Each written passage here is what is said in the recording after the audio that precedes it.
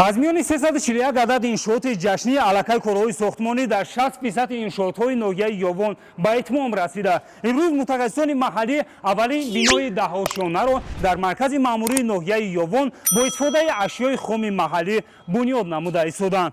طبق لایحه معماری بینای نوی 20 شانه از مرکز خدمت‌رسانی و تالار ورزشی عبارت بوده.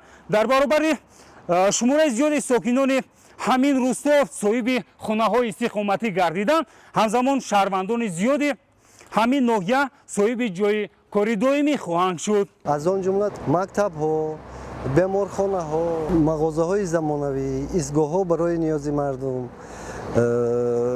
آبادانی راه‌ها، کبوترکنی در مرکز ناحیه یاون ادامه دارد.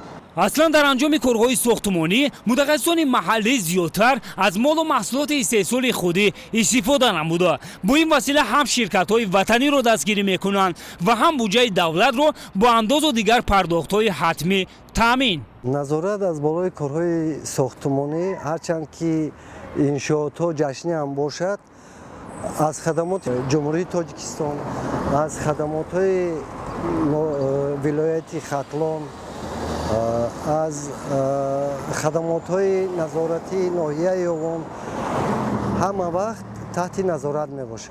قسمی بیشتر کارهای سازندگی و بنیادگرایی هم از حساب مبلغ‌های بودجوی و هم حصه‌گذاری صاحبکاران محلی و دیگر اشخاص ثوابجو در ساحه‌های معارف و تندرستی و صنعت انجام پذیرفته، هم به خاطر حفظ صحتی مردم و هم دانش اندوزی نسل جوان اتفاقاً سهمگذاری میکنند. اینا سه انشاءات سهم محل خطه انشاءالله رفته ایستادند.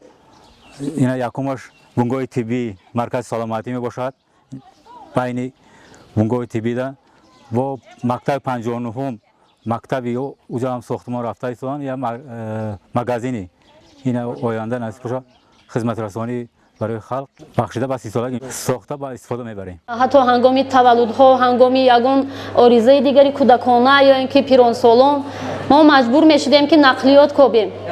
با چند خانه و دیگر مراجعت میکردیم، تاکسی میگفتیم فرض کردیم تا به مرکز بریم. حالا برای ما همه شرایط قریب که مهیا شده است.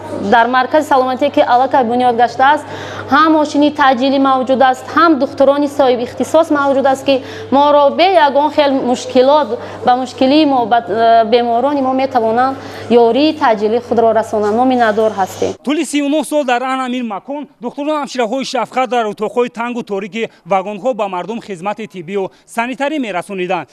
اکنون به شرافت قدوم فیضبار استقلالیت دولتی به این مشکل‌ها خاتمه گذاشته شده. منبع طبیبان همشیره‌های شفقت با استفاده اتاق‌های کشاد و برهوا و جدیدترین تکنولوژی معاصر طبی به مریضان خدمت طبی و سانیتری بلندصفت خواهند رسانید. اکثریت مرکزهای سلامتی دهاتی، بنگاه‌های سلامتی دهاتی در واگن‌ها جایگیر بودند و در سال 2019 نکم زیاده از 5 مرکزهای سلامتی دهاتی از طرف بانک عمومی جهانی با طریق زمانوی و با همه تجهیزات ها تامین کرده شدند و امروز به اهالی ناحیه که زیاده از 240,000 اهالی وجود دارد شب و روزانه خدمت رسانی میکنند. از طرف کمک بودجه محل از طرف وزارت تندرستی و حفظ اجتماعی اهالی جمهوری تاجیکستان اکثریت شبه ها از تعمیر جاری برآورده شد و امروز که در خلق ناحیه یاون